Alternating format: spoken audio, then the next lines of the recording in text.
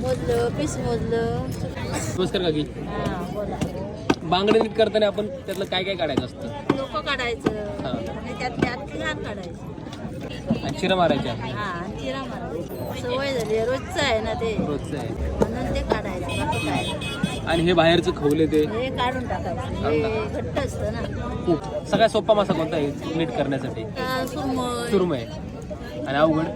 अवघड आहे हलवा, मोठी मच्छी, मोरुसा किलोला. 20 रुपये आम्ही किलोला घेतो. तुम्ही दोन्ही टाइम असतं सकाळचं पण संध्याकाळचं सकाळी पण? संध्याकाळी. आता 2 तास बसणार 10 वाजेपर्यंत तर घरी जाणार.